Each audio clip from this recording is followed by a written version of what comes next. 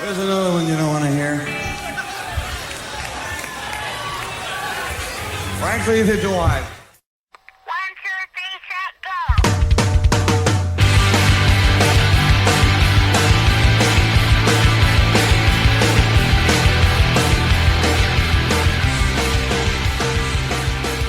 Right now on the Power Chord Hour, I'm very excited to be talking with the Milwaukee duo 1913.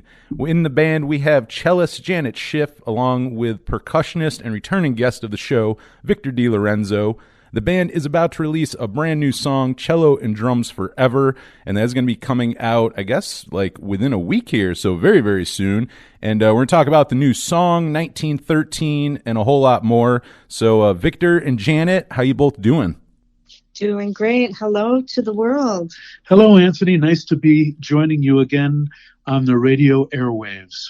I've been very excited. It feels like I feel like it was so long ago, but really it was just, I guess, back in September. Not terribly long, but I also feel like you've been quite busy since the last time I talked to you. And I remember mentioning that last time we talked. I'm like, what I like about you is you keep busy. You always seem like you have something going on, and like I mentioned, 1913, you have the, I think even more you're staying busy with that. You have this new song coming out. I know you guys have been playing a few shows around Milwaukee lately. How have the shows been lately? I know you played Janet, didn't it? You guys played like a birthday show. I know you played a few others. How have the shows been going lately? Right. Well, in reverse chronological order, we played my birthday show at Anodyne in Milwaukee, Wisconsin, in a really trendy neighborhood. It's coffee, and they serve wine and everything too. It was a full house. I saw a lot of familiar faces, but a whole bunch of new ones too. We did one long set instead of doing two sets. So that's kind of something we're trying out with new shows we have. So we just played a really long, beautiful set.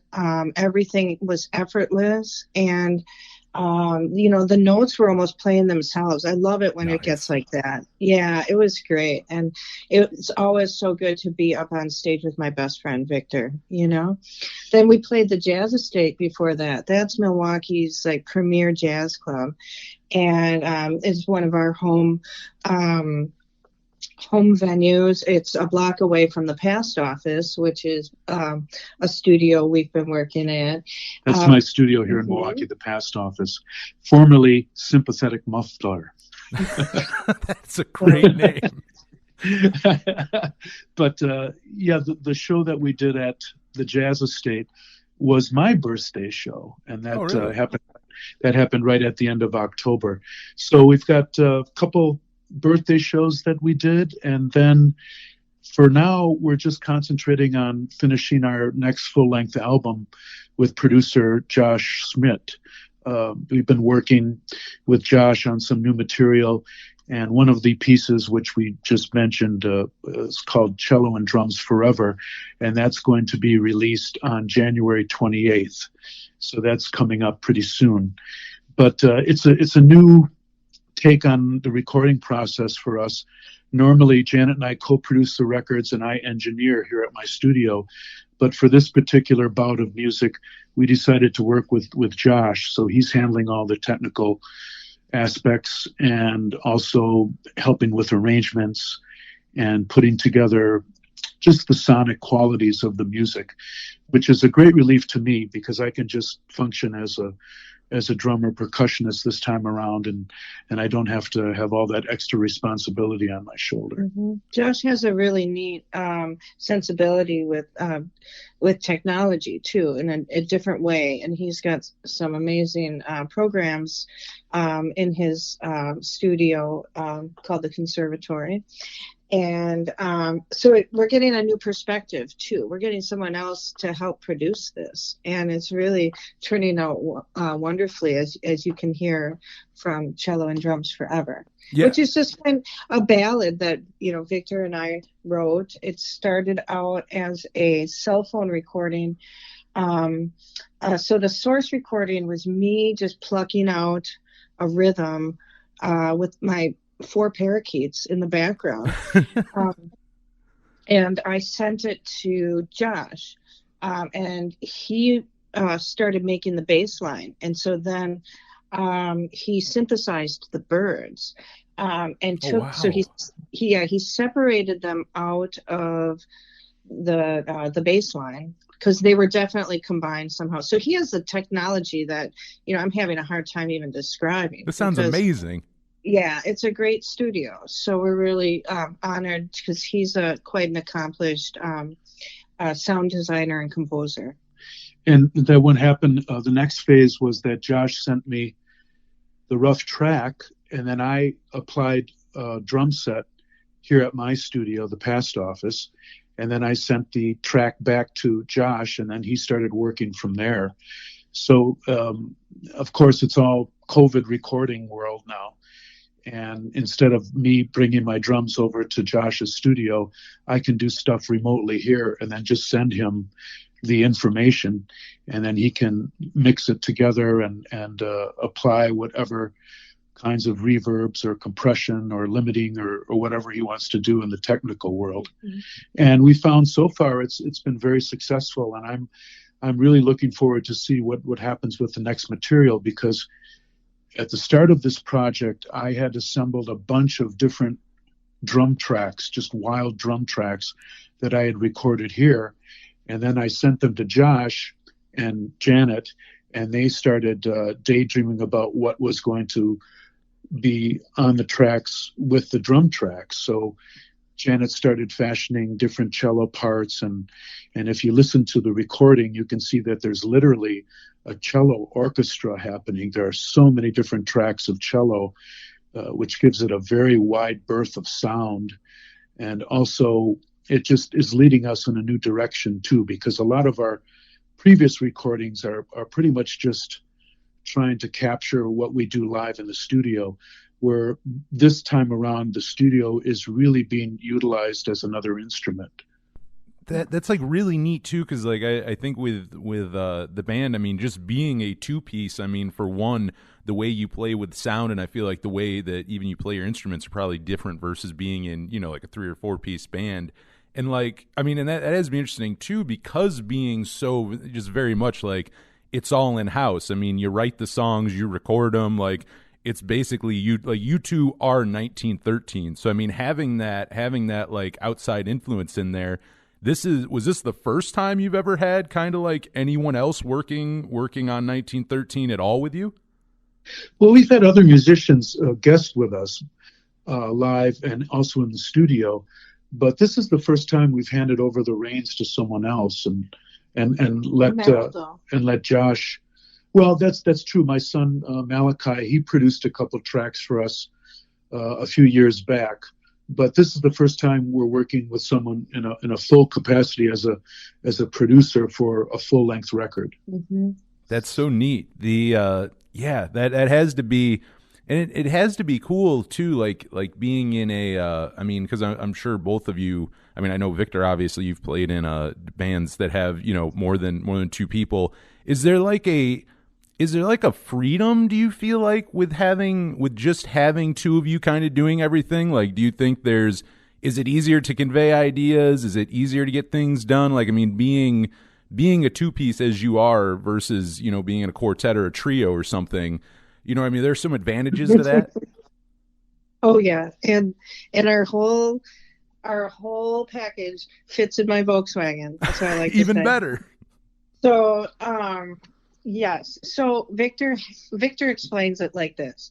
He's like, well, if one of us doesn't agree, it doesn't happen. So we have to have unanimity. How do you say that? I know what you're saying. Unanimity, or I don't know. I don't know. But I just took a red eye from Hawaii. Forgive me. So it's very easy when it comes down to just 2 people having their opinion, and whether or not something happens. If we're not in total agreement at first, then it's just a matter of convincing the other person. Or just deciding that maybe there's a different way to go about a decision. But it certainly is a lot easier than being in a trio, let me tell you that. Right?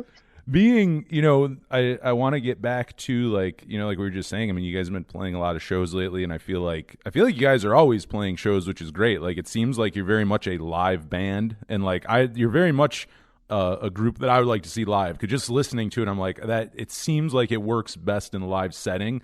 Did you start playing like out right away when 1913 formed, or I mean, did that take a while before you started playing out a lot?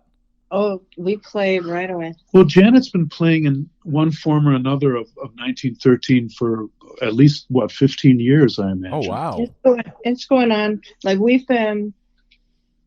Well, we've 15 been, years, yeah. Janet's been the principal force behind 1913, because 1913, of course, is the year that Janet's cello was built in Transylvania. But I didn't come into the scene until a little bit over a decade ago, when one Saturday afternoon, Janet called me and wanted to know if I wanted to come sit in, because she was having a performance at a place called the Circle A that evening. And I had met Janet previously on some free jazz shows that we were both doing. We were invited by a friend of ours, Jason Vittelspa, to come in and perform. I was playing full drum set, and Janet was playing cello, of course. And I decided when Janet invited me that it sounded exciting enough that I would come down. And even though I didn't know the material, I figured, well, I could probably at least fake my way through it. And when I got there, I saw that there was another drummer there. So then I was a little bit more relieved, thinking that, oh, good, at least I can kind of hide behind what this guy is doing. And we played the show. The show was very successful. The three of us had a blast. And afterwards, I talked to the other drummer, and I said, I'm so glad that you were here, because I didn't know what I was going to do, and at least I could follow you. And he looked at me with this dumbfounded look on his face, and he said, well, I've never played this stuff either.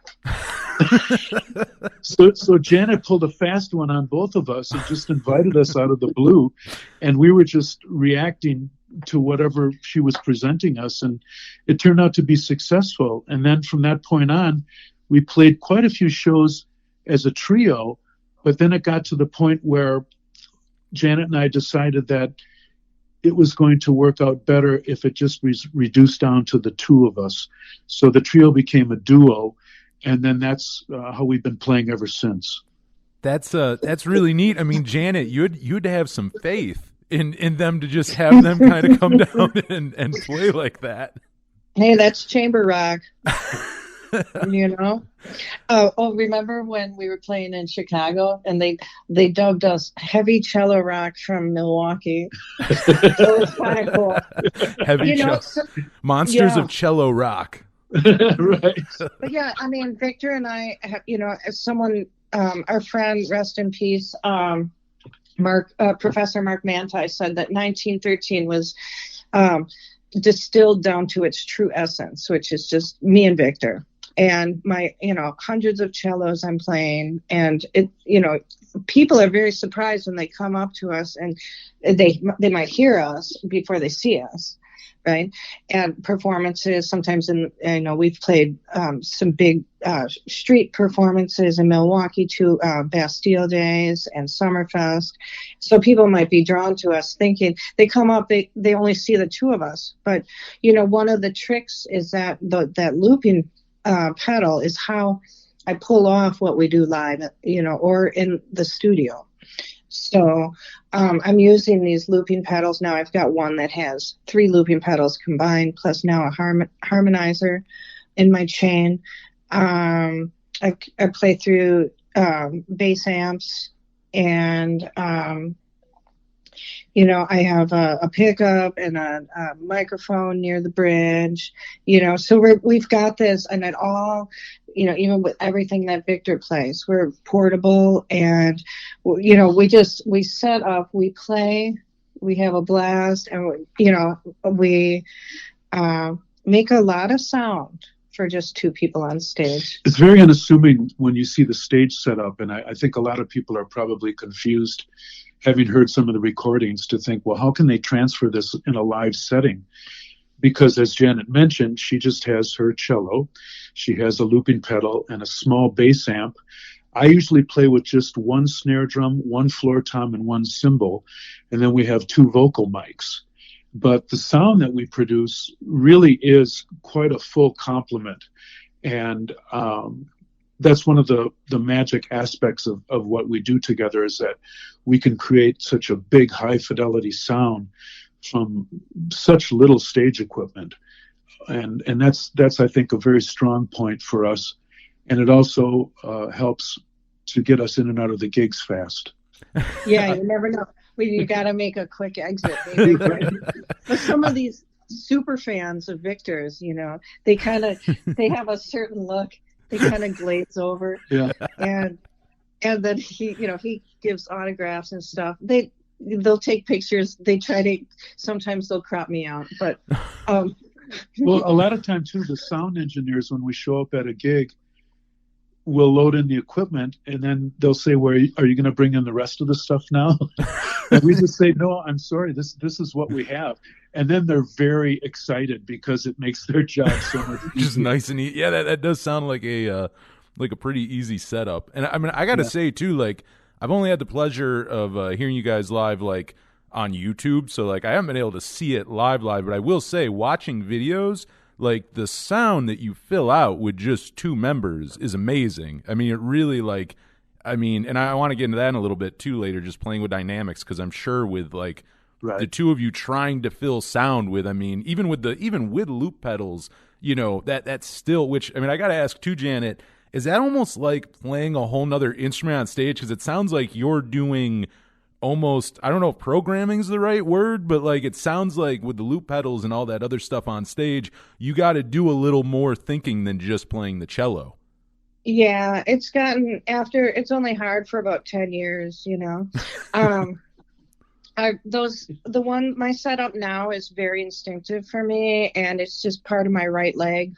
And so let's say I'm playing cello, I'm doing pizzicatos, I'm looping, I'm bowing, I'm looping, and then I'm singing and playing live too on top of that. Jeez. Yes, I'm doing a lot, and sometimes I used to kind of short circuit.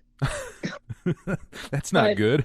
I've worked it all out, and we've got I'm able to do it now. And like I was saying, this performance we did, my birthday show, which was like a couple days before or after my birthday, just was so effortless and felt so good. And that Jazz Estate gig too, where everything was flowing just the way it really needs to. Well, it's gotten to the point where, like a good actor on stage, you memorize the words so they don't mean anything anymore, and then you can present a performance that comes from your body and soul.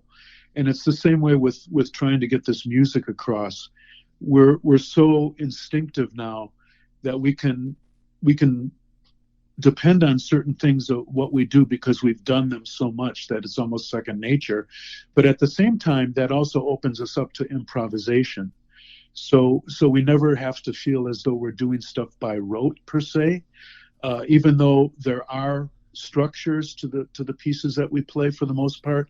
There's always some bit of jeopardy still left within the pieces. So it's not just the same performance every time you see us. We don't really have a set list either. We usually just work off the cuff, depending on what the audience gives us back. It's interesting you bring that up, because actually my next question was going to be, as we're like talking about playing live and stuff, like if you improvised a lot live, or if like you tried to keep the pieces like true to recordings. But it sounds like when you go see 1913 live, you will play around with things. You'll kind of explore songs a little more than just what's on the record. Well, sure, because if you think about the recording, I can start with about 12 or 33 cellos all at once, right? So I build that on stage live for people. Wow. Yeah, and so there's nothing pre-recorded about what she's doing. It's all handcrafted for the individual audience that we're performing for. I'm getting anxiety trying to think about like being up there doing all that and programming it correctly and making sure you're like putting it in the right place and everything. That's insane. Well, Janet's like a recording engineer on stage. Really? True. It sounds like it by all means. Yeah. So, I mean, it takes a little while. So all those songs are going to be elongated. There's going to be maybe a gradual buildup of those cello layers. In the recordings, like this new one, for instance, every single cello is 3 cellos to create a cello orchestra, so that there's the variance. So sometimes I'm looping, but guess what? I'm even looping what I'm looping. Jeez. So I'll play the same thing and loop the same thing over and over instead of looping harmonies, because it creates a real full sound and experience and natural sound. And I'll do octaves. I'll go up an octave, I'll go down. I can delete those back, if I do it right. Otherwise, Victor will tell you how many times I have to delete, and it takes 2 seconds to delete and 2 seconds to re-record. Great for it's the top of the line for the foot-based looping pedals. There's some some tabletop ones, some body armor ones, which are kind of cool. But this one works the best for my setup, or our setup. That's just insane. It definitely seems like something after doing it with time, like maybe it gets easier, but yeah, that's so crazy that, like, I mean, you're like a second member, really. Like, in a way you are a trio. Like, you're kind of 2 members in a way. The way it usually happens too, Anthony, is that when we start out with the first layer, Janet, for the most part, is laying down some kind of a bass figure. And then I try and play the drums in a very straight manner just to lock in with that. So then when we start getting into the different accompanying layers that are being built, I can free up the drumming a little bit more and start to react to what's going on with what Janet is recording.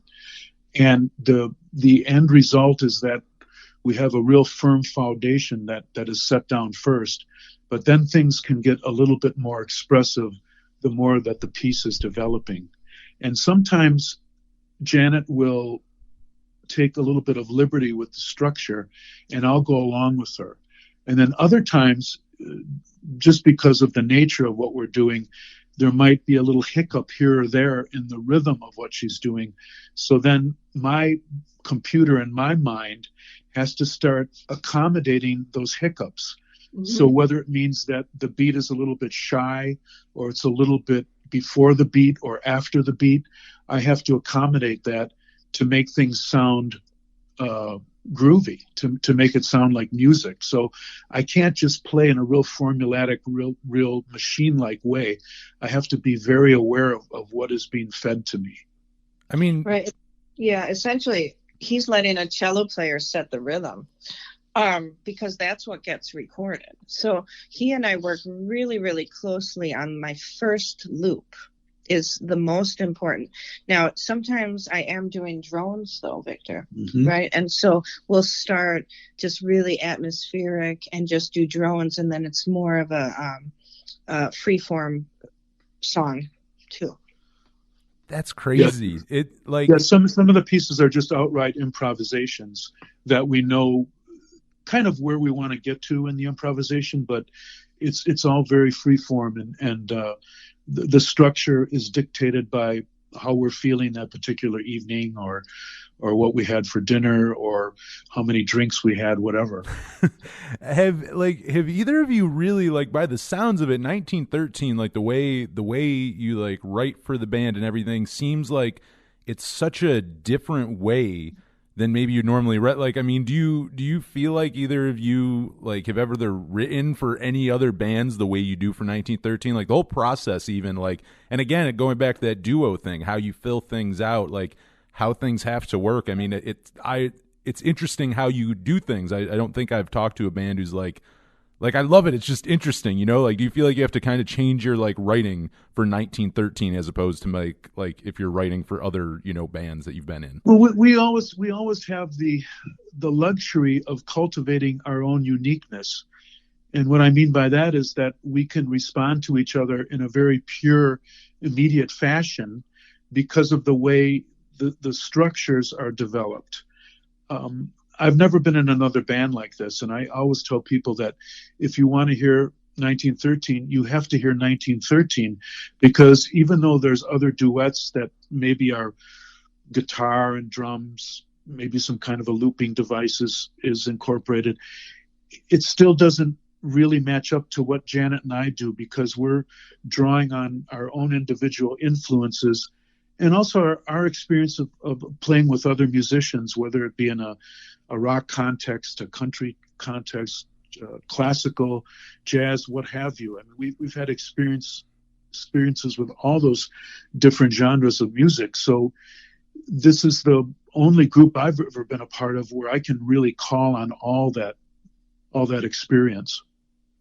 That's really, yeah, it's neat, because just like even talking to you about like writing the songs for 1913, like the process and the way it goes and everything, it's just, it seems like it's also uses like a part of your brain and like a part of creativity that like again, you just wouldn't maybe use in a more conventional, like if you're just writing more straightforward conventional pop songs or something like that. You know, you kind of, I feel like you have to approach these songs a little differently. Well, these are all drawn from our experiences. I think Victor kind of summed it up. And Janet's also a great writer too. So Well, she sometimes brings finished pieces to me as far as chord structures and melodies, and then we flesh it out from there. Mm-hmm. But like I say, the deciding factor is always what is happening at the moment, because every time we play, it's handcrafted for that particular audience. There's no pre-recording going on. I'm not necessarily depending on a particular drum pattern every time. Mm. So it's very organic in that regard. Right, and we'll flow into different songs once in a while in a new way as we change our performances and add songs, and you know, if we're feeling a certain way, you know, as emotional humans, we are creatives. We were neighbors for 3+ years also. So we're best of friends and collaborative artistic partners, which I'm really proud of all our work we've done. And it's been 12 years, Victor, just so you know. 12 has been? Yeah. Mm-hmm. Yeah, I did the math. So he and I have been working together 12 years, and it's been wonderful. We've done hundreds of performances in art venues, like these rock clubs, right? We've also done, stuff affiliated with ballet. We've done outside gigs that we got paid a lot, but it looked like we were busking. Just like we've just done so many amazing performances. And right now, we are having to focus more on the recording. And it as much as we've loved all of that, the pandemic is real. And the year it's been heartbreaking. Right. The year previous, we had so many wonderful shows scheduled, but because of the plague, we had to discard all those shows. And now we're trying to figure out what's going to happen maybe towards the middle of the year. Maybe we'll get back on some kind of a regular performing schedule. But for right now, the most important thing for Janet and I is just to really hunker down and finish this record with Josh.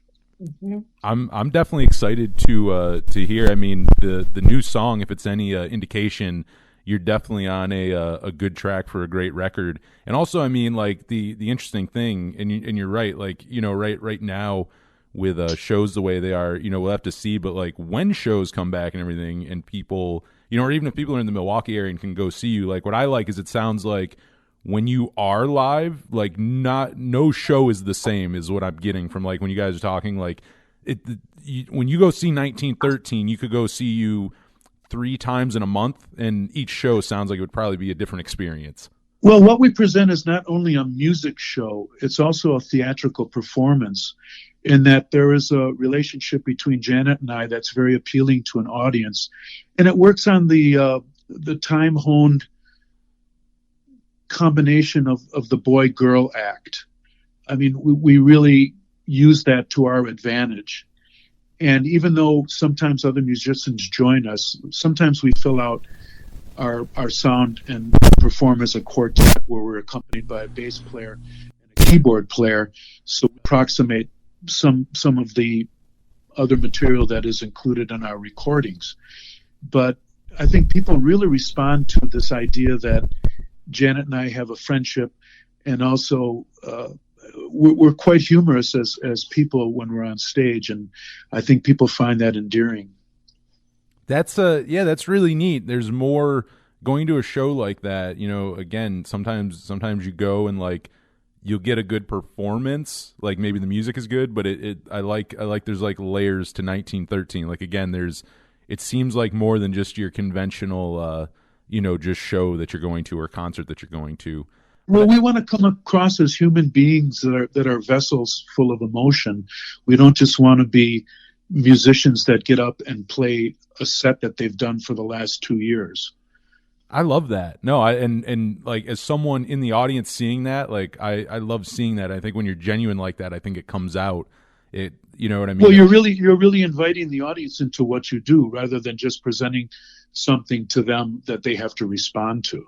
Yeah, like you're not, and like again, like with these performances being different, it doesn't sound like you go out there and hit cruise control and just kind of go through each show just the same thing. It sounds like it almost couldn't be that way.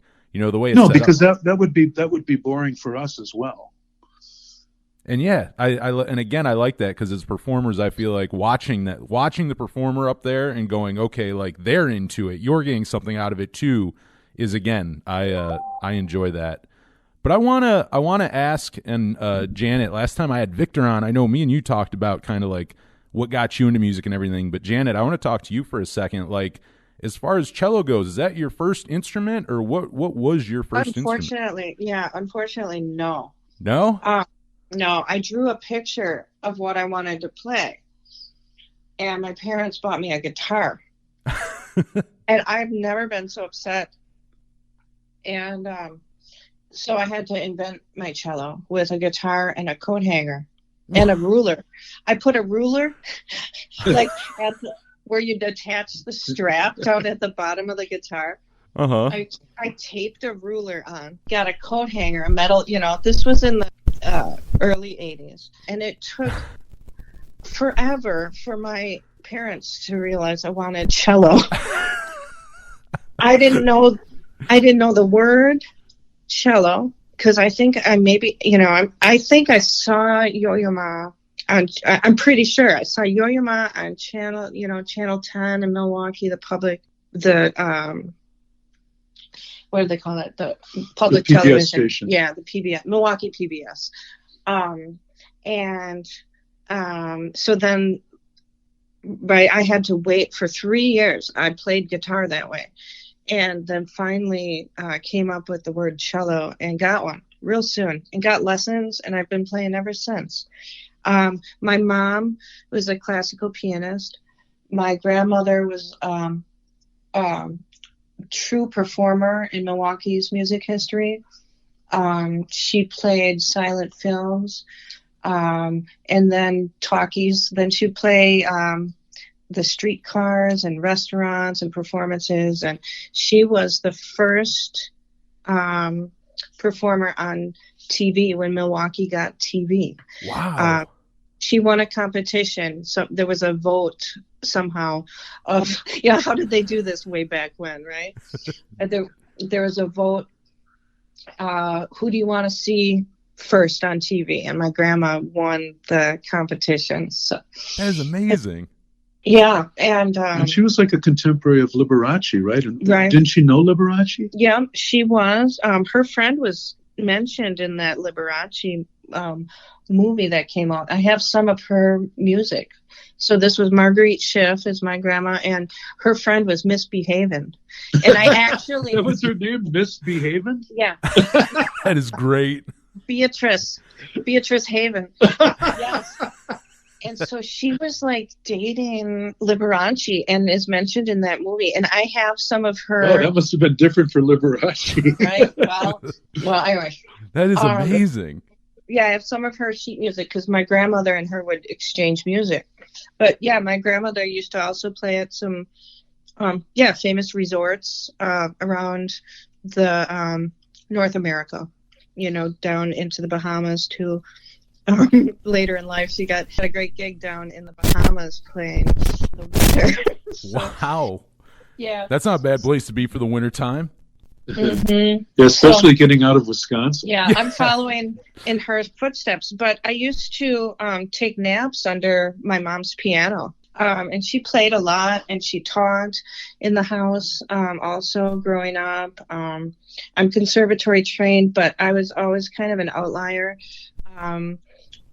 Visual difficulties. Plus, I like to write my own music. Reading music is not one of my favorite things to do, but it's just kind of more challenging for me than some people, I think.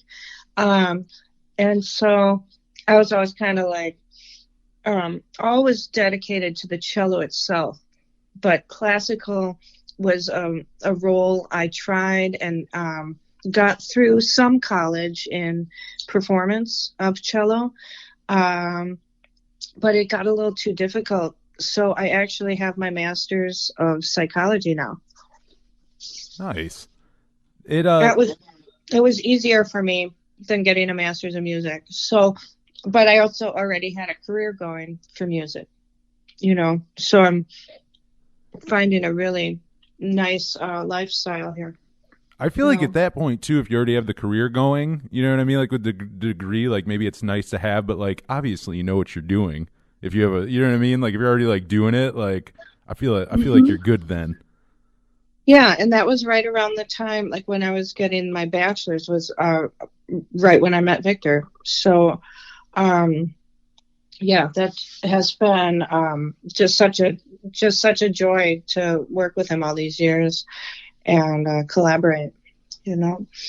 That is that is awesome. And I mean, once you did start playing cello and everything, I know you said like Yo-Yo Ma was probably like the thing that got you into cello, but like once you started playing everything, who were like some early influences for you? Well, I've always really liked pop and rock music and stuff. So didn't you really like Pablo Casals? Well, Pablo Casals was kind of someone I felt connected to. He was like in my Suzuki books, they put pictures of him. Nice. So he seemed kind of familiar to me or something. There's Pierre Fournier. I think he's an amazing cellist. Jacqueline Dupree. Let's see. Oh, of course, Hans Christian, right? Victor's friend. I was just looking at a picture of me and Hans just yesterday. So Hans is one of Victor's friends. He's introduced me to this amazing cellist who has a studio also up in Sturgeon Bay.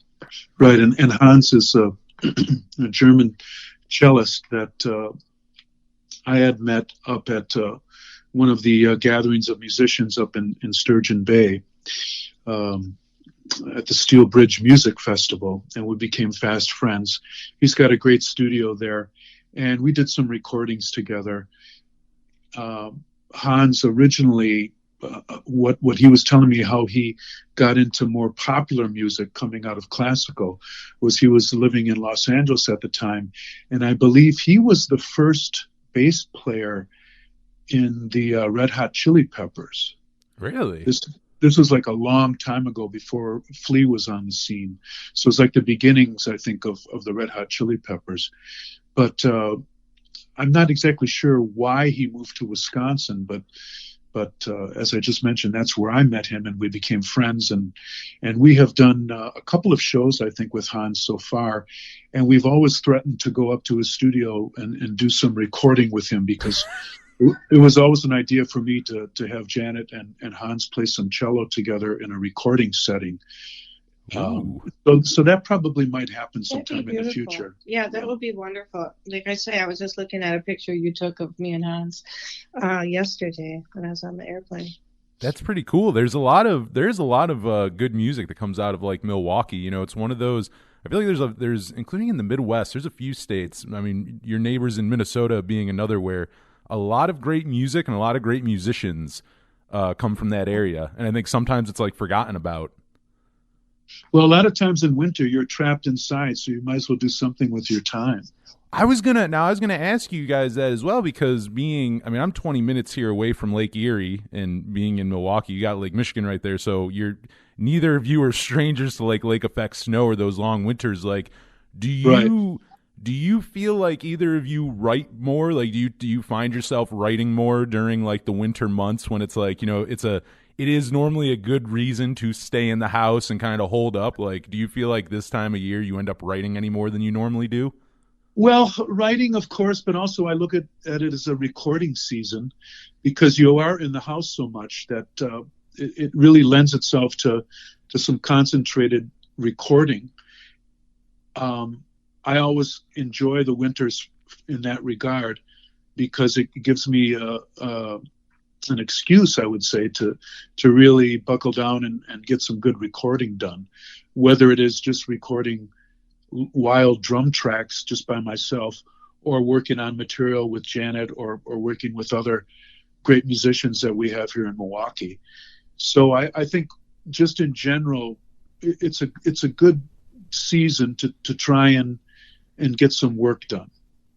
I'd agree with that. How about you, for you, Janet? I mean, do you feel like you write any more during like that December to like March part of the year? No, I think I write when I'm going through stuff, or like it's really kind of, I'll wake up with a new song started in my head sometimes. I like that. That's great when it's just kind of given to me. It's like, and then I scan through everything I've ever heard, just like, did I really write this new thing? So what is this? And I offer it to a few people. Hey, have you heard this before? And I'll whistle it or something. No, So it just comes really naturally. It comes from nature for me too, a lot. Bird sounds sometimes are included. Sounds. I'm really into doing. I make a lot of field recordings of sounds in the environment. And we've incorporated some of those into our recordings. And so, and just really audio focused, at like, Walk Light. One of Victor's favorite songs, we used a field recording, right? It was inspired. It was inspired by that. Yeah. It's inspired by a crosswalk that, talks. And it's, a wonderful accommodation for people who are visually impaired. And we incorporated it into a song. It's cool because it has a rhythm, So, and Victor was really, Victor's really open to that. And he loves that song. I'm a little hesitant to play it on stage. He has experienced this, because I really love actually what the synthesizer does on that, and I just can't. That's one that still I'm working on with being able to replicate. Or, I wanted to touch back on something we were talking about before, which was like if there's keyboards in the song, right? A lot of times I'll just mimic those parts, that are in a recording. They just, the notes will be there. They'll just be on cello or pizzicato or with a different bowing technique or something, to represent those frequencies, That's crazy that you can replicate that. I would never think of being, like a cello to replicate like synths. That's crazy. Oh, it's fun. And like, that's the reason to get that harmonizer, so I can do some more experimentation, and go like supersonic. I can go 8 octaves up and eight octaves down. Jeez. Live. And so it's something I'm not going to use all the time, but it's in my chain in case there's a special part or a special song that needs some enhancing. I want to bring up, because you were just talking about like doing like field recordings and stuff, and something that I wrote down, like I feel like in a lot of 1913 songs there's like I maybe soundscape is the right word for it, where it's like I feel like it takes you to this, like it puts you in an environment, it kind of puts you in a place a lot like a field recording does. Like when you listen to a field recording, it's kind of supposed to bring you wherever you recorded that at.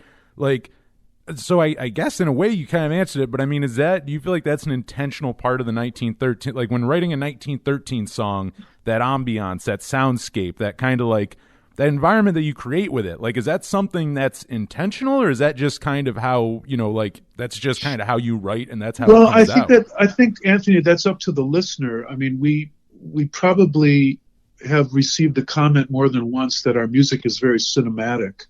And in that way, it does suggest locale.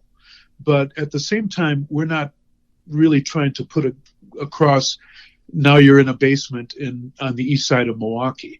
We're just playing the music and leaving it up to the listener to form their own notions of either locale or what kind of feelings that they get from listening to the music. It's very malleable in that way. And we enjoy doing that because we never want to hit anybody over the head with our music. We want to invite them in and have them create their own dreams or nightmares depending on what the music suggests to them.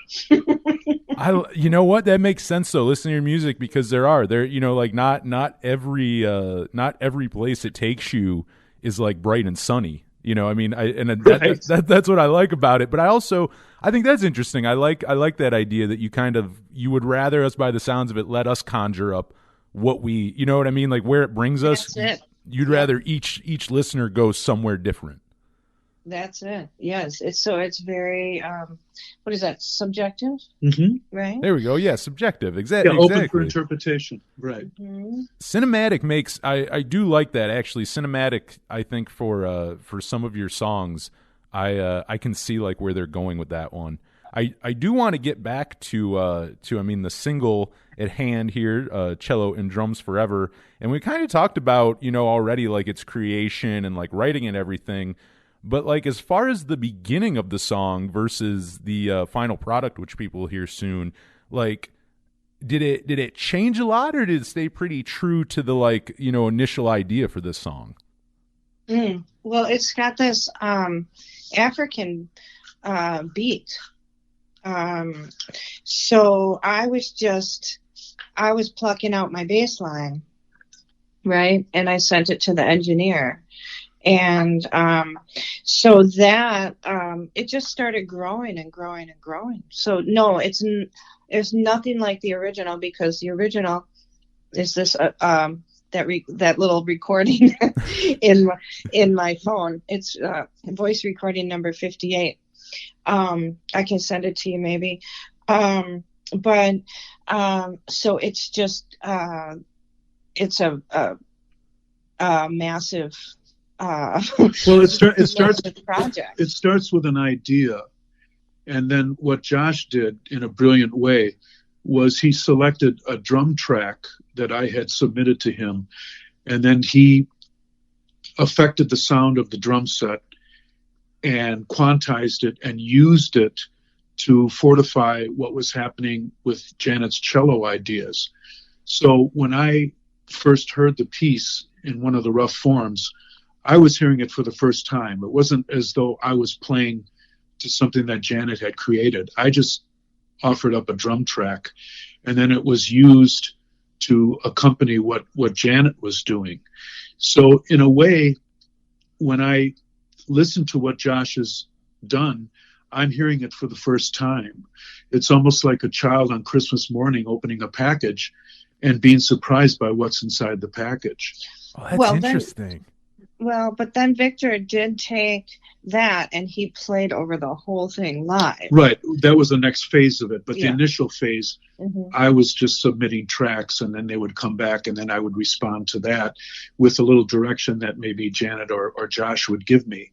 But it's a very collaborative process that we've come across here. And it's not a traditional way of music making. It's really of the modern age. And especially what's happening now with the plague, where a lot of music is being transmitted back and forth through the internet, where we're not in the same room playing together, which is something that Janet and I have done on past recordings. But that's why I'm so excited about this new approach, is that I don't really know what is happening until I finally hear something. That it has to be exciting. Like instead of, like normally I feel like if you're in the studio and you're like working on a song in the studio or even just in a rehearsal space or something, you're obviously there in real time for the progression, and you kind of know, I would assume, what every beat's going to be, every place you're going to hit, every fill and stuff. Whereas now you're going in, like you said, like a kid on Christmas, like you're not 100% sure yet. I think that's pretty cool. It's cool, it's making me nostalgic for the studio. So maybe our next album will be back upstairs at the past office. Yeah. Well, it's nice that we have these different abilities, and we can record in all kinds of different fashions, that we don't have to feel locked into one thing or another. You have options. Right. And as a musician, as an engineer, as a producer, as a performer on stage, all these things are very intuitive in a certain sense, but also we're always trying to come up with something in the end result that makes us happy and we feel jazzed about. It's not as though we're setting out and we're going to do this particular idea and that's what it's going to be, even though we have done it in the past. But in this new way of working, so much more is left up to chance and arrangement after the fact, which is something very new and different for us, but it's very exciting to work that way. Mm-hmm. We've talked a lot about obviously cello and drums being like the two big instruments in a 1913, but outside of cello and drums, like what instruments do both of you play? Cello. Just cello? All cello. No, Janet also plays key bass, and she plays other keyboards and does some singing. In our recordings, I've played some keyboards. I've also done other percussion. Of course, singing comes into play in some of the material. And I don't know, depending on what is called for, we usually figure out a way of how to play it, or we get someone else in to play it. Janet, in a way, has kind of laid down the law that there will be no guitar in 1913. Yeah, because of my guitar trauma. It's just too hard. We cannot see that 6-string on stage. It's too much. Right. Yeah. Hey, you know what though? To be honest, as a listener, I actually don't think I'm against that. I think so far you've been okay without guitar. So I don't think you're like lacking anything without it. Thank you. Yes. But, I'm glad that comes across. Yeah, I mean, I have all sorts of instruments, and we can play. Victor's a multi-instrumentalist, and I guess I am too. We're both also visual artists. Yeah, we create all the packaging for our CDs, and Janet's a very fine photographer, and I really get into the idea of making watercolor montages, which some have been featured on some of the packaging of our records. But we're oriented not only in a visual way, but of course also in a sonic way. I love how in-house, again, how everything is, like even down to like artwork and stuff. Like it is very much Victor and Janet. By like all means, the two of you are like 1913, like in every definition, basically. Yeah, he's 19 and I'm 13. It's all explained now. Out, if anyone wants to go to the website, we spell it out. That is right. Yeah, if you want the name. Is it in all caps, or am I making that up? No. Well, Okay. I mean, a lot of times we'll print it up that way, but sometimes it doesn't come up that way. Computers read that as all different words. It reads it as an abbreviation. Yeah, it's caused a little challenge sometimes, even with Facebook that way. But yeah, we just we'll take it any which way. But our website, and for advertisement purposes, is all spelled out. I do want to jump real quick to Victor, because I know, we're talking 1913, and also in a couple days here, actually, if you're listening to the radio show, I believe today it comes out. So for one, happy release day to you in the from the past. The Night Crickets record comes out on the 21st. The 21st. Okay. So actually, yes, when the radio show's out, that will be when the episode's on the radio show. So I guess from the past, happy record release day to you. Thank you. If you're listening to this on Friday. So I just want to talk about Night Crickets for a second with you, because last time we talked, I remember it was still under wraps. I remember you mentioning you had something neat coming up that you couldn't discuss yet. I believe this was what it was, and I'm very excited for it. I'm really enjoying it. So, like, let's talk about that real quick. Like, Night Crickets. How did this band get formed? If you want to talk about it for a second, let people know about your other project that you're doing right now. Sure. In the year 2013, I was back with Violent Femmes for a few shows, and we played a couple weekends at the Coachella Festival in California. And backstage at the show, I met this fellow named Darwin Miners. And Darwin is a multi-instrumentalist and also a manager of David J. David J is the bass player who people might know from Bauhaus and Love and Rockets. And we struck up a friendship. And then about a year ago, this past holiday season, Darwin gave me a call and he wanted to know if I could create some drum tracks for him so he could write some music to the drum tracks. And I said, sure, I could do that. But I also expanded on the idea and I said, what if I do what you suggested, but also why don't you see if maybe David J would like to lend his talents, either playing bass or writing text or playing other instruments in the recordings. And we decided that this might be a fun thing to do. And David was contacted and he was into the idea. And so we just started creating stuff and sending the tracks back and forth via the internet. Of course, very much the style of what a lot of people have been doing during the plague here. And it just turned out where we had a 6-song collection that we were very, very proud of. And at that point in time, I decided that I was going to take a chance and try and find a record deal for the 6-song EP. So I contacted this woman, Cheryl Pawlowski, who is one of the chief people in the Omnivore recording company.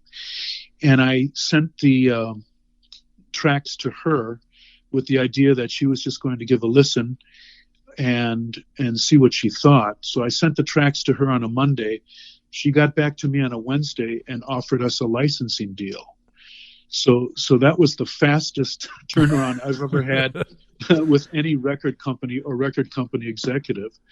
And it helped too that Cheryl is from Milwaukee and was, of course, a fan of Violent Femmes. So she knew my previous work, but I instructed her that this is something totally different. And she came back with real enthusiasm and she played it for her staff. Everybody really liked it. So we decided that we were going to put out a 6-song EP. But then what happened was Darwin and David and I were so happy about what we had done with the 6-song EP that we decided we would keep going, and we came up with another 7 songs. And at that point in time, I said to Cheryl, hey, listen, this is really developing into a full-length record. Can we still work out a deal like this? And she said, yes, just keep writing and let me hear what you come up with. So when I finally presented the finished 13 songs, she was very excited about it. And we turned the EP at that point into the full-length record that is going to be coming out. And what's really fun about the recording is Darwin, David, and I recorded most of the material by ourselves, but there are special guests, and the biggest special guest on the record is Janet. Janet's playing cello, and also she's playing keyboards, and also does electronically affected background vocals on one of the pieces. So she definitely is the fourth cricket. Nice. So we got some 1913 on the new Night Crickets. Then we got the whole band actually on the new Night Crickets. Right. 19 cricket. 19 cricket. I love it. Had you ever, because I was wondering that, obviously the Violent Femmes and Bauhaus and Love and Rockets, all of them kind of being of that, like around that same era. Had you ever crossed paths with David J, like back in the day at all? No, I never had. And to tell you the honest to God truth, I wasn't really that familiar with any of the Bauhaus or the Love and Rockets material other than a couple of the hits that they each had. So it was all a brand new experience for me. And I really love the fact that David plays a fretless bass too. So that's right in the world of the cello almost in that regard, that there are no frets involved. But I really like what David did with his bass playing to my drums. And the material was created in a similar fashion to what we were just talking about as far as the new 1913 material, in that I would send drum tracks, and then those two guys would add their additions and then send them back to me. And then we would keep just ping-ponging back and forth until we came up with something that we decided was more or less finished. So that was another fun experiment to be part of. And I'd have to say, overall, with the exception of maybe one time on one particular piece where I had added some background vocals and the other guys didn't think they were appropriate, that everything that we did back and forth was readily accepted. So it was really nice to be involved with people that didn't really belabor what was happening. Everybody was excited to hear what was coming back. And it's just a very healthy working relationship. And it's another trio that I'm really proud to be a part of. I think to your credit too, that I have to give you, I mean, the new album sounds great. The fact that, I mean, the three of you are like doing it basically remotely, not be just kind of sending ideas back and forth. Like, yeah, you're doing a little bit in Milwaukee, but like, like with 1913, you two can be in the same room together. Whereas with this one, with it being probably really, really remote, like really just sending stuff back together, the songs and ideas sound fully realized. Like, it's not, because sometimes people will do that. And like, if you aren't getting along or you're not conveying ideas and stuff together, sometimes it can sound like it was recorded separately from, like in different places. With this one, I don't feel that at all. Like, if you didn't know that, this record, I mean, you all could have been in the same studio together. You can't tell. It really does have a cohesive quality. And also, I think what adds to that quality on my behalf is that when I'm recording drum tracks, I'm recording by myself. And the setup that I have is pretty much a very old-time approach, in that I'm going for a performance. I'm not able to punch in and fix something. So what I have to do is a recording that has a start, a middle, and an end. And what I mean by that is that it's a complete performance rendered by myself. It's not aided by studio trickery. I can't punch in and I can't fix particular parts that I'm not happy with. I have to complete a full performance. And I think that really adds to the cohesive quality. And I think the same application was applied to what Darwin and David were doing.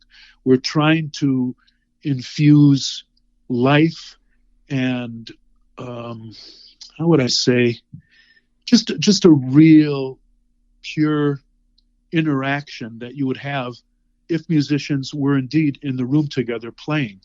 And as you mentioned, that's not always an easy thing to accomplish. Sometimes it sounds like it's pasted together, but I'm glad that you're getting that feeling that it really does have a band feel to it, like we're playing together live. Oh, it absolutely does. And I mean, also, like, I wanted to ask too, like, being so far away and stuff. I know this album just came out, and you probably have no like future plans right now. But like, is this something you see continuing, like working on things, or is this more of like kind of just a fun project that the three of you kind of did, like maybe more of like a one and done? Well, a couple of weeks ago, I mentioned to the other guys, I said I'm already getting ideas about new material. And funnily enough, they said that they were also getting those ideas. So I imagine it's going to, I think it's going to progress into the recording realm again. And also, I don't really think that it's not out of the realm of possibility that maybe we'll play some live shows at some point in time. I know David has some commitments with Bauhaus, and I certainly have commitments with 1913. But what I've discovered is, if the magic of scheduling works, anything is possible. I like that. And also, like, to be honest, I think you do, there is that side of it, which, I mean, again, like we said, the 1913 is on this record, the whole band. And I think as far as hearing like Night Cricket songs live, I feel like you could get a kind of in a way like when 1913, where like those songs have a bigger life than just what's on, you know, the recording. So it's like I feel like I could see you really like being able to improvise on things and add on to things, and like I could see that again, just like with 1913, being more than just going and seeing a rock band who plays, you know, the same 18 song set every night. Like I feel like that could be something different every time you play, basically. Oh, sure, because recordings are frozen moments in time, but when you're playing live, you can use that as the groundwork, those recordings. But of course, if you're doing the job properly, I think you're breathing new life into the structures. And also, there's a little bit of danger involved, keeping yourself a little bit in jeopardy and open to the idea of improvising. So that's something that's always been a hallmark of anything that I've done, whether it's been in theater or whether it's been in music. I really try to keep a little bit of myself in jeopardy, so I don't really feel as though I'm a robot just acting out some kind of a preconceived notion. I like that. It means it's live. Like that's the whole fun of live, really. I feel like no matter what you're talking about, like doing it in the moment and not having a chance to do over, or like, you know, like it's all just right there. Like whatever you do, whatever you perform, whatever you're adding on, like it is all in that. Which I guess also, I mean, like for both of you, like with improvising and doing these different things live, I feel like there probably has to be somewhat like an acceptance of something, not screwing up, but like I feel like you have to have that be willing to maybe play the wrong note or something, you know what I mean? Like something to go wrong. Because again, like you're making room for that. You're not just playing it straight to like what was recorded. There is room for error and stuff. And I think you almost have to be like, you know what I mean? Like you almost have to be on your tippy toes, or like really be alert when you play that way. Well, if you're aware and you're reacting to what's going on around you, sometimes those inopportune moments, which some people might call mistakes, can lead to some better understanding or a different form of expression that you never expected. I think it was Miles Davis said that, well, if you make a mistake once, do it again and it'll become a part. I like that. So I really come from that background of theater, of course, and certainly that is something held supreme, that you have to be able to react to the moment and look into the eyes of the other people that you're working with on stage, and be open to accept what is being given to you, and not just try and push what you're feeling on the others. It's a give and take situation. It can't just be a dictatorial exercise. I like hearing about that stuff. It's interesting hearing from the musician standpoint, again, including someone who wants to do it live and improvise and do things where you can go see them, and it's different every time. It's like it's interesting to get that perspective. I also I want to get your perspective as well, as people are listening to new 1913 and new Night Crickets. I mean, your drumming is all over the place right now this month. People can hear you play the drums all over, and I want to ask you, differing, how did your drum style, how did you have to change things up when it came to recording new 1913 versus the new Night Crickets? Do you feel like you had to change your style up much? What differed between the two?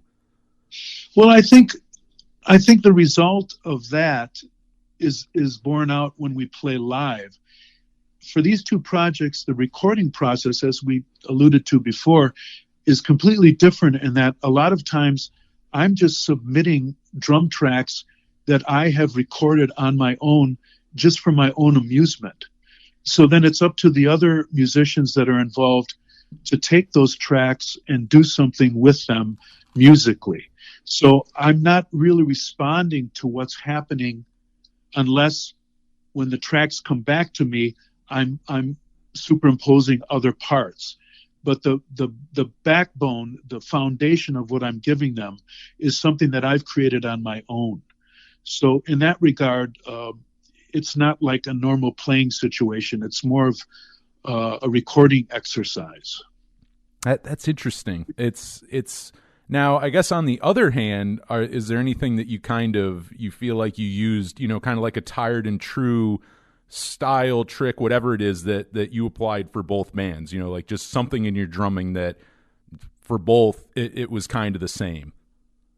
Well, I think there's two things that I hold true, and that is I have to represent time, and I also have to be aware of information that's coming at me so then I can respond. And this, of course, is in the live performance. But as I just described, this particular project and the 1913 project really is quite different for me. It's more drawing on my experience as a drummer and as a recording engineer and as a producer. So when I play live, I'm really concentrating on just being a drummer or a percussionist. In these recording adventures, I'm working with other systems. I'm not just an interpretive artist. And I think we talked about this a little bit last time. I know we talked like more about like just you getting into recording and everything like that, but like was it right away you were into the side of that where you're doing it, like wearing all those hats? Like were you into that right away? Like now you sound, I feel like there's some enthusiasm to it, but like in the beginning, was it more like just nerve-wracking trying to do everything, or did you kind of embrace that from the get-go? It all came natural from the get-go. On my Instagram a few days ago, I posted a picture of my first tape recorder, which was a little AOA reel-to-reel recorder that my father bought me when I was 9 years old. And from that point on, I was really interested in the recording of sound. At first, I wasn't even thinking about music. I was just recording dialogue off the television. And as I progressed in my musical education, I started to figure out that sound has to come from somewhere, and that is a recording studio or some kind of recording application. And the more I learned about that, the more I started to really dive into the idea of being an engineer, which led to the idea of being a producer. So it all kind of fell in naturally for me, but at first it was just a fascination with the technical aspect of recording something and then organizing those recordings, which that's what music is, organization of sound. So I kind of feel like I'm still learning about all that stuff, but at the same time, there certainly is a wealth of knowledge behind me now that I can draw from.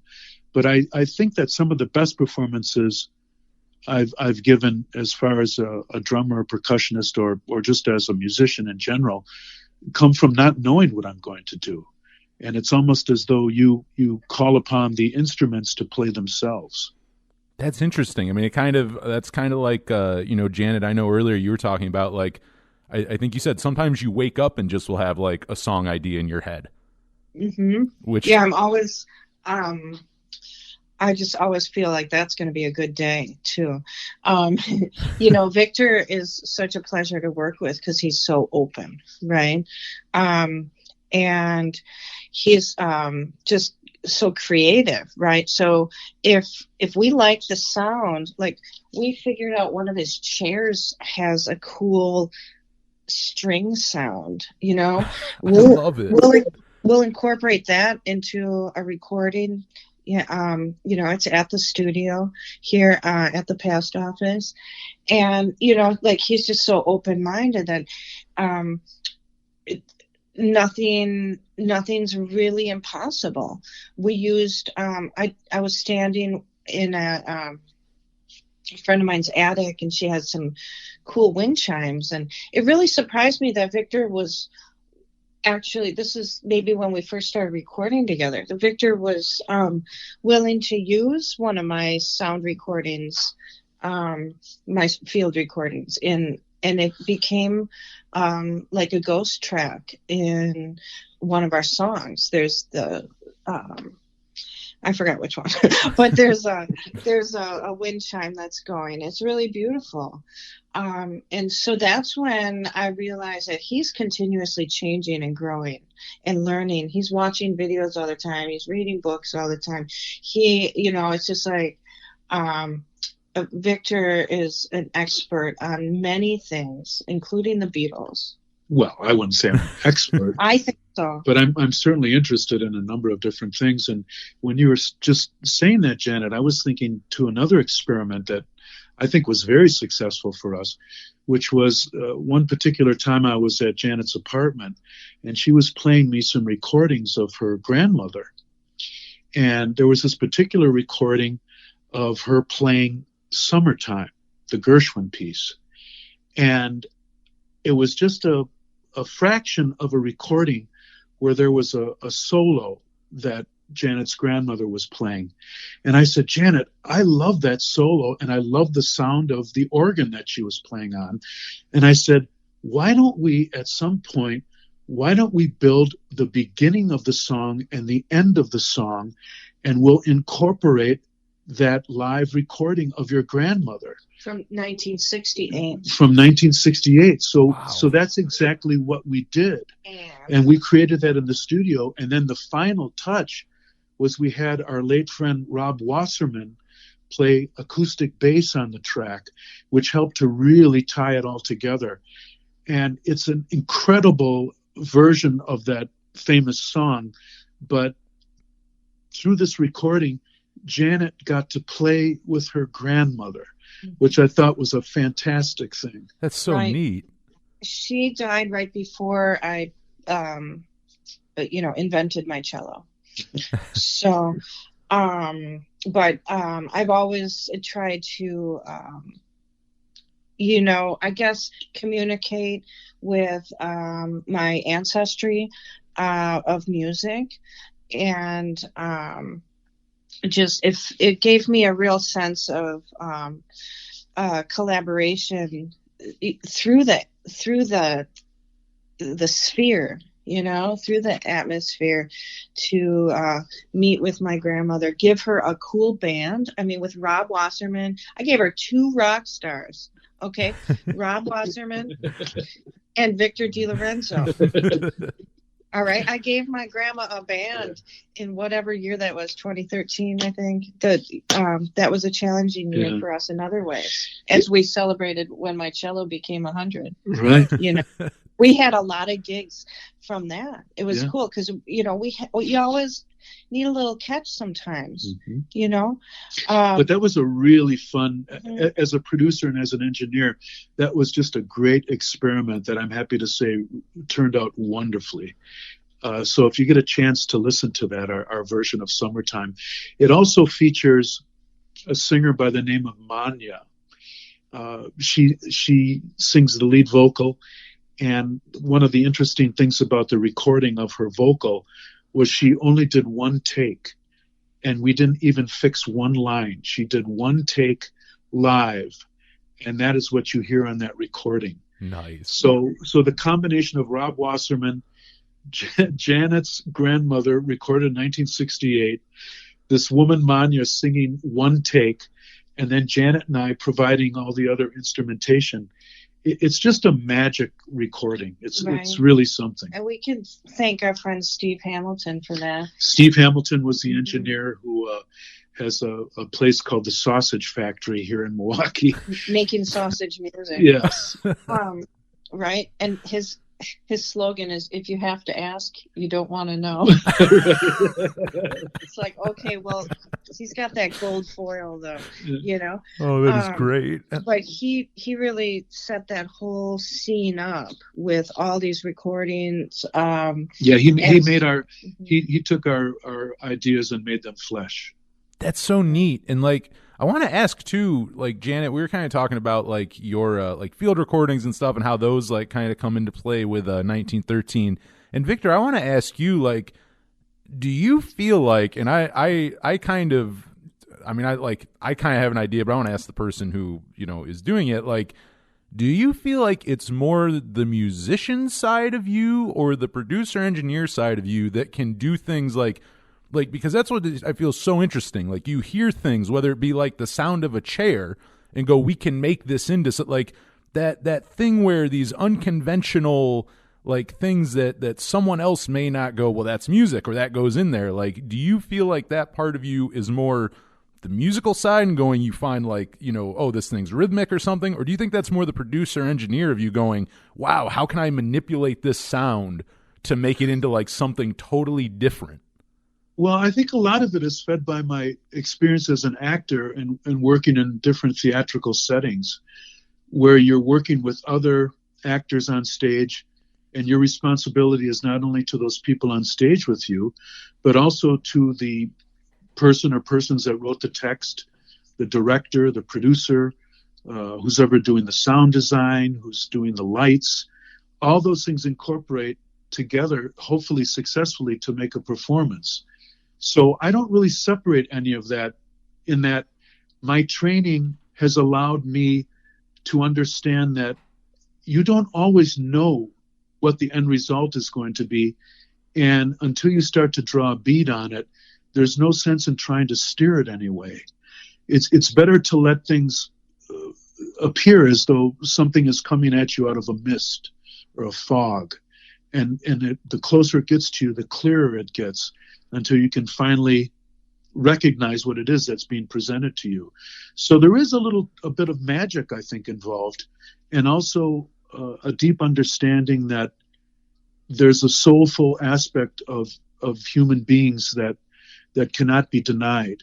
You have to be able to not only follow your heart, but also construct things using the emotions that you sometimes feel and can recognize, and other times just going on a whim of fancy, where you're not really certain where you are. And some of those times I find to be the most exhilarating and exciting, and the payoff is really wonderful if you allow it to happen. I mean that it makes sense, like what you're saying, because just again, like you talking about like the way that, like, you know, these songs come together, and just even as a listener, like all the layers of different things and stuff, you have to have an open mind. I feel like if you're in 1913, I mean, it kind of goes for like both of you. Like, you got to kind of have that open mind and be willing to do things, again, they're a little unconventional, because if you didn't, there's no way some of these ideas would come into play. Like that whole song you're just talking about, like, you know, like with Janet, like with your grandma and stuff, like that is such a, like, you have to be willing to take a chance to try to put something like that together, because it's not just a straight, hey, I got 3 chords and some words. You know, it's a whole, like, another way of doing it. It's just very... Well, I was very impressed by the sound of the organ that Grandma's playing, and also the fact that she's playing the solo that I really liked. And I just presented it to Janet, and we kicked the idea around a little bit. And it took maybe about a year or so before we started to address it in a real world way. But I love stuff like that. I like creating things out of nothing. That is something that's always appealed to me. But at the same time, I can also work with a given text or a song structure that Janet comes up with. Well, in that case, let me just add this, with that summertime. So it was there was a pitch problem, remember? So the organ solo was not an A440. It was sharp. And so this is something we all had to, Rob Wasserman had to tighten up those strings. I had to tighten up my cello strings. The vocalist had to tighten up her vocal cords, you know, and, you know, I think the drums stayed in tune, but that was about it. Right. So that was another challenge of that recording. That is very little, not very obvious. We'll say it's a subtle thing that, you know, no one would really notice, except we know what we had to do to get it. Yeah, we had to address that to make it musical. Mm-hmm. I'm definitely gonna have to. We're gonna have to put "Summertime" at the end of this episode for sure, because I think it's so, like, the build up for people who haven't heard it. Like, it sounds so interesting, and to hear this final product, like, it's great to hear like how you've put this together and all the different places it comes from, and to actually hear it, we'll definitely play that at the end of this episode. I myself, I haven't heard the song yet, and I can tell you as a listener, I'm really excited to hear it myself. Thanks. Yeah, it's really a magical track in that we overcame all these different hazards and complications to create something that was really paying homage to what a beautiful song Gershwin wrote. And I love our interpretation of it. And to think that the whole idea stemmed from someone that had already passed on, I think is another aspect of 1913 where there is a spirituality involved in what we do, which not only manifests itself in improvisation, but also I think the spirit of Janet and I together when we embark on all these different 1913 endeavors.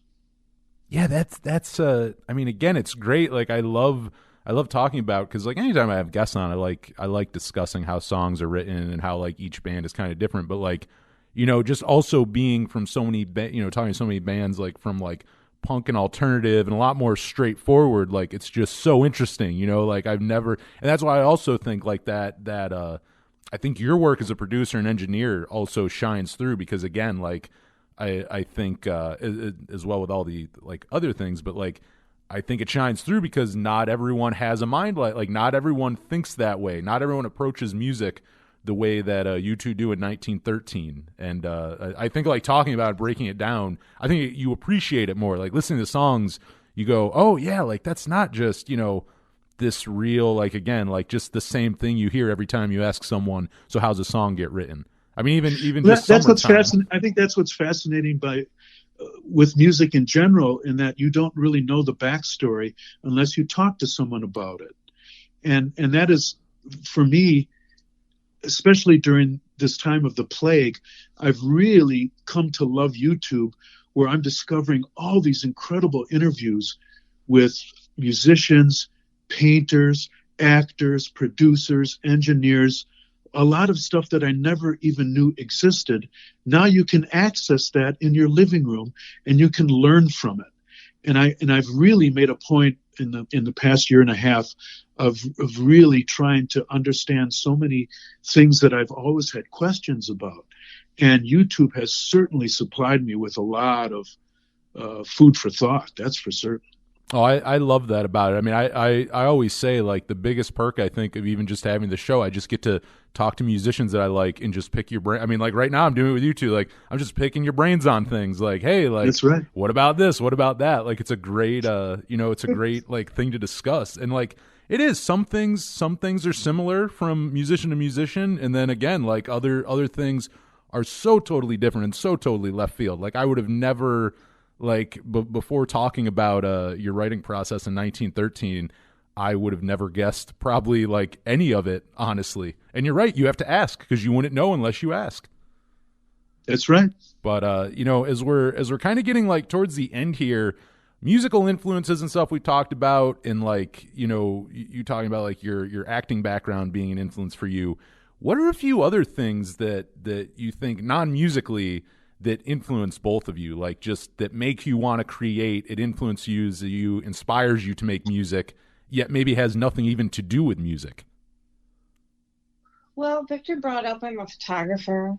And so I think, you know, visual art is really important to me. I love, you know, here I am. Oh, well, I want to play cello in an art museum because I do. But okay, so back, because I want to look at art and make music, right? I want to look at nature. I hike a lot. I swim. These things all calm me down too, and in order for me to access that part of my life that can create music, you know, because it's a real sensory thing for me. And my experiences can inspire music too. So just in general, just sounds, all sounds are music, right? Art is music, right? Music is art too, right? Oh yeah. Yeah. And I mean, also going with your music, that makes total sense. Because again, going to that, like those unconventional sounds and different things that you derive different, you know, like you hear in 1913, but aren't conventional sounds or come from conventional things. And that totally makes sense that would be like within all of that, your love for nature and photography and hiking. Hiking's another great one. I feel like that's one of the best ways to clear your mind and, think of ideas and all that. So yeah, those are all like really good things to kind of get your like creative juices flowing outside of just like music itself. But like, how about you, Victor? Like non-musical things. Are there anything, whether it be hobby or whatever in this world that like inspires and influences your music? I like to find out how things work, and that can take on a number of different applications, whether it's a piece of music, whether it's the background of a sculptor, whether you're finding out why a particular design of a car was ever achieved. But I'd have to say, within the past 4 years, two of my biggest influences have been two grandchildren that I have. And I'd have to say that many times I wonder, while looking with them, caring for them, playing with them, one of the most fascinating things to me is to trying to figure out, I wonder what they're thinking right now when we're doing this. And what kind of relationship do I have to my childhood when I see them doing things that I did when I was their age? And there is such an incredible mystery involved there that I'm continually excited and dumbfounded and confronted by all kinds of different feelings when I care for those children. And I really think that they're almost above and beyond any kind of art for me right now. I get something from them that I don't get anywhere else. That's amazing. That's really I don't know, it's really sweet. It's really cool. It's true. Also too, like, do you feel like, because like you have too, I think musically, like for doing music as long as you have, I feel like you're still open to new ideas and doing new things, like not totally different, like you were just talking about, like youthful wonderment and like the great unknown and just doing things are new, things are fresh. Like, do you feel like you kind of feed off that as well? Because again, like you're up for doing new things. You're not trying to like sit on like, hey, I've been playing music for this long and I've always done the same thing. Like, do you feel like that's helped you continue to just keep things fresh, do things differently, not just, get stale with your music? Well, I think you hit on it. You said the great unknown, which was funny. That's the title of a song I wrote a long time ago. But I'm fascinated by the unknown. And I feel as though I'm always drawn towards it in a very mystical and spiritual way. One of my biggest influences is the music and the personage of John Coltrane, is someone who's very influential in my life, because I started out when I was getting serious about the drums, studying with a famous jazz drummer who was in the city where I grew up, Racine, Wisconsin. And his name was Joe Police. And he turned me on to the beauty of jazz music, and in particular, the artistry of playing brushes in a jazz format. So I'm constantly thinking of all these things that are in my past, but are leading me on a path to the future. And even though I understand what the past is for the most part, the future is wide open. And I don't want to put any kind of a governor on it. I want to leave it in the ethers, so to speak, so I can discover it as I'm going through it. Looking towards the future and everything with, new Night Crickets, new 1913, is there anything else that you've been working on lately creatively? No, I find that those two things have been taking up most of my time. And right now I'm moving into the world again of 1913, now that the Night Cricket stuff is on its way. And Janet and I are really starting to think about the conception and the formation of the rest of the album. We have the single, of course, but as far as what the other tracks are going to be, I don't know right now, and I don't think either myself or Janet or Josh really knows where it's going to take us. But I'm really excited in knowing that once we get there, I think we're the three of us are going to be very proud of what we've come up with. Yeah, Josh is extracting some really neat harmonics that he found from Victor's drum tracks that the normal ear cannot hear. It takes these special programs to extract. I'm really proud. I just was accepted a video project is of 18,000 photographs that I took since the pandemic was declared. Jeez. So 18,000 photographs are in an exhibit coming up next week, running for. Well, they're all showcased in one video, right? Yeah, it's all in one video. Wow. And it's also accompanied by over 220 cellos. Wow. And so I touched on it before. So the arts world is geared a lot towards visual art. And so I titled this piece, Music is Art. And I had to make the video in order to submit my music, basically.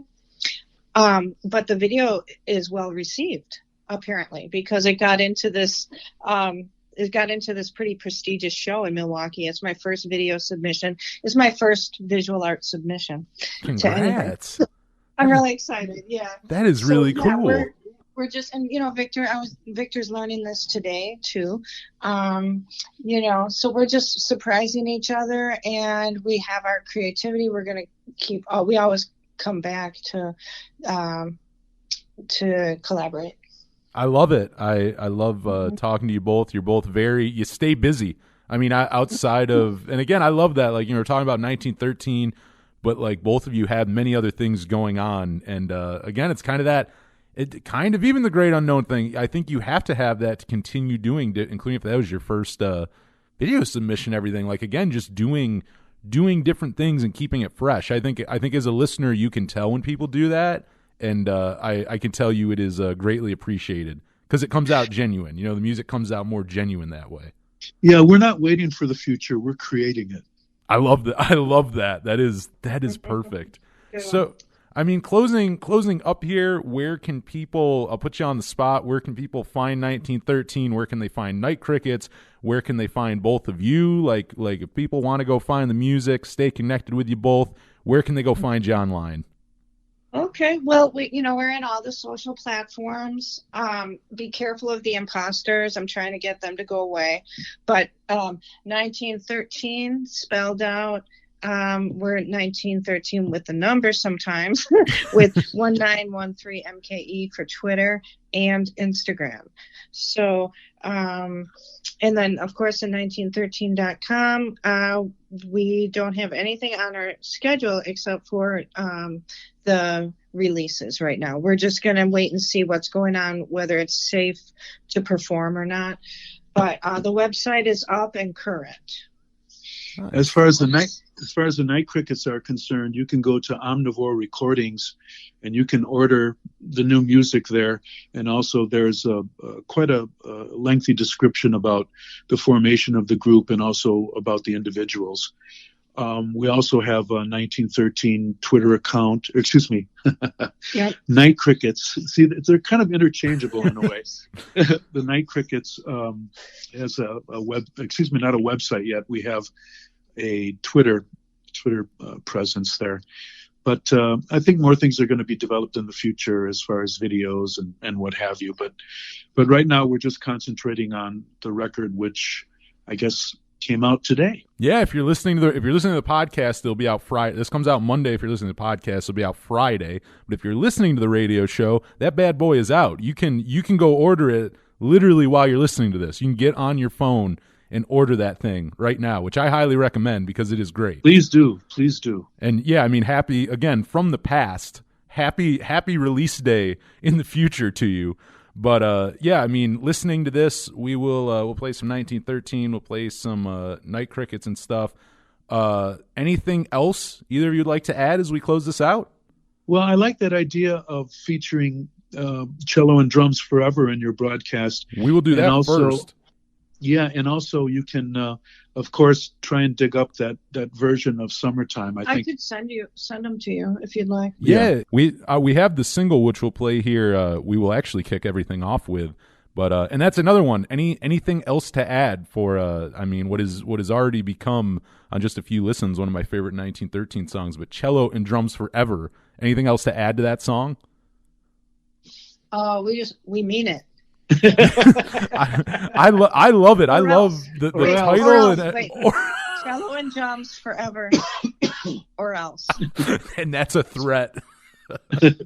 All right. Well, then, I mean, this has been great talking to Janet and Victor of 1913, Milwaukee's finest. We're gonna play one right now, which you've never heard this song, and I think you're really gonna like it. Right now, here is Cello and Drums Forever ... or else. Right here on the Power Chord Hour.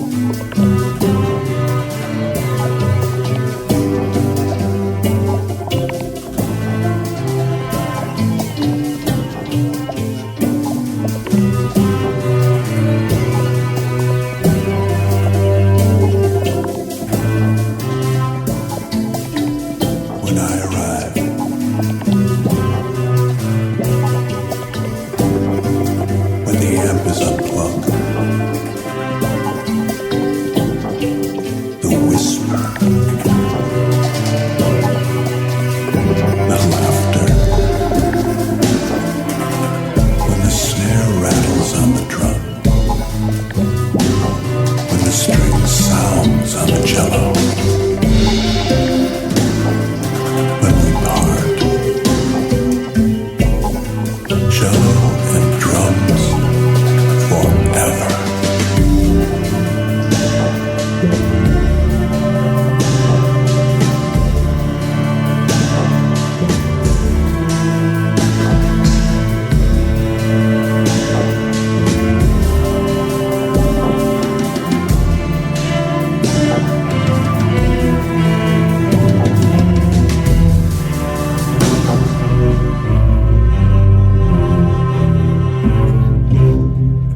Chord Hour podcast. That was Night Crickets with A Free Society, which their record, A Free Society, is coming out this Friday, January 21st. Make sure you go check that out. I mean, you have members of Violent Femmes, Bauhaus, and Love and Rockets. I mean, amazing. And it's really, I got to say, I've heard the whole record.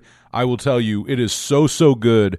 And just like Victor mentioned, though, it's like it doesn't particularly sound like what you would think it would sound like when you hear those bands, like, you know, like I just mentioned, but like it's amazing. You know, it's not the conventional album from two, like, you know, like, I mean, really like 80s alt rock legends, honestly. And but I like it because it's so the opposite of what you would expect, but it's really, really good. And I feel like every song has its own personality. So like I don't know, I really enjoy it, and I'm happy to hear that they're going to do more with it, because you know, this deserves to be more than just like a one-off project. So definitely make sure you go pick up Night Crickets, A Free Society. Before that was 1913 with Summertime, like we were talking about during the episode. Beautiful, beautiful song there. And I think it's even cooler knowing the backstory. You know, after you know that, you kind of appreciate the song even more.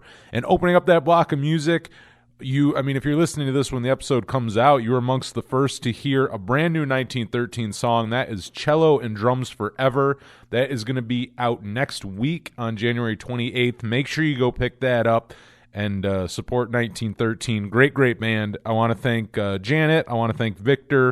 It was great having them both on. I got to tell you, very happy Victor came on again, and I mean, just after he was on in September, so I mean, it's been a few months, but not very long.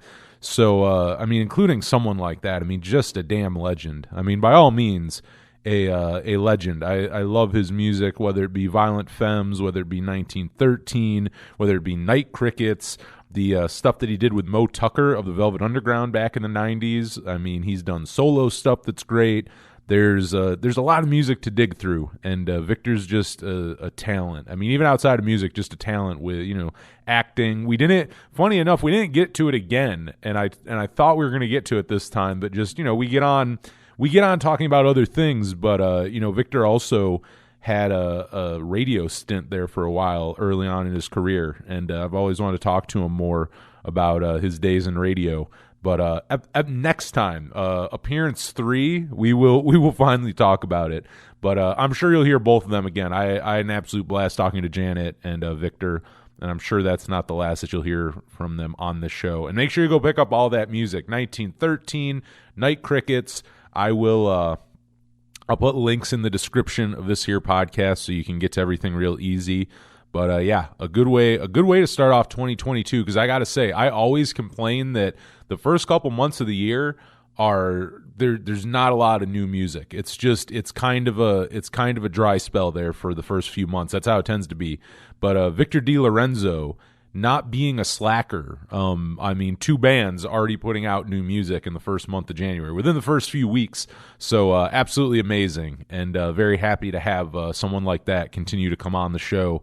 And I mean, like, things like that are what make it worthwhile. I'm like, damn, like, there's hours of recorded audio of me talking to, like, Victor DeLorenzo. Like, I mean, the first, I mean, all their records are great, but like that first Violent Femmes record, one of the strongest debuts of all time. And like he played drums on it. Like, he's the one playing drums on it, you know? And but again, even outside of the Femmes, like, I just absolutely love the music that he does, and I feel like him and Janet are a great pair. And I really do think you can hear that 1913, knowing now that Janet played on that Night Crickets record. I definitely think you can hear the 1913 in that record. So can't say enough good things about either. You just heard the songs, you know they're good, so go check all that out. But that is going to be this episode. If you'd like to go follow us, we're at Power Chord Hour on Twitter, Instagram, and Facebook. You can find us on, where else can you find us? Oh man, on the radio every Friday night from 10 to midnight on 107.9 WRFA. And you can also listen online, WRFALP.com. You can go check it out there, and we'll be playing this interview later on this week on there. And same thing. I mean, if you just heard this, we'll be doing the same thing. I don't know that we'll be playing tons and tons of music. We'll have to see what time what a time constraint is. Maybe there'll be extra music on there, but I don't know. You just heard the interview. You probably don't need to listen to this week's radio show, which is probably not the thing I should say. You probably actually, what am I saying? Go listen to all of this again on Friday night if you're listening to this the week it came out. But actually, even if you don't, every Friday night there's a new Power Chord Hour on your radio dial, and we're turning 6 next month, which is crazy. So yeah, listen to that. Hit me up, powerchordhour@gmail.com. I have free Power Chord Hour stickers. Would love to send you some if you just want to talk music or whatever. Whatever it is, you got to get a hold of me. Hit me up there, powerchordhour@gmail.com. And yeah, I think that is it. I will tell you next week we are talking to Justin Vaughn of the band Low Morale out in Cleveland, Ohio. Just kind of I always say up the road from here. I mean, Cleveland's about 2.5 hours from Jamestown, and definitely a stomping ground for me for going to shows. And me and Justin talked about that. But yeah, really good dude. His brother Bobby Vaughn from the band The Promise Hero, which you might know, another great Cleveland band, and now Bobby's doing his solo stuff. But he's been on the show a few times throughout the years, and really good dude. Justin's a really good dude too. I had such a fun time talking to him. I really did. And that's what I like about doing this show too, is I got to say, like, very, very different style of music, Low Morale. Like even that interview, like tonight's, talking about, like with 1913 and Night Crickets, like very different from the music that Low Morale makes, and talking a lot more of like early 2000s, late 90s, like emo and pop punk. So, definitely switching gears next week. But I like that. I like switching things up. If you like one genre, that's just boring. You can't like one thing. You gotta broaden those horizons. So maybe I did that tonight. You know what I mean? Maybe, I tend to play a lot more like punk and alternative. And, maybe something like this. Maybe I'm getting you into like some cello, because cello is rad, and 1913 is actually like a good way into there, because they do fall under the alternative category. Maybe not super fast punk rock, but I mean definitely like alternative by all means. And like they said, cello rock. And I love it. But yeah, tune in next week. I'm talking to Justin Vaughn, another really fun one. I actually recorded those same day. We did those Saturday night here. I talked to 1913 in the evening, talked to Justin at night, and yeah, really good time. So tune back in next week for that. But until then, for the Power Chord Hour podcast, I'm Anthony Merchant. Thank you so much for listening.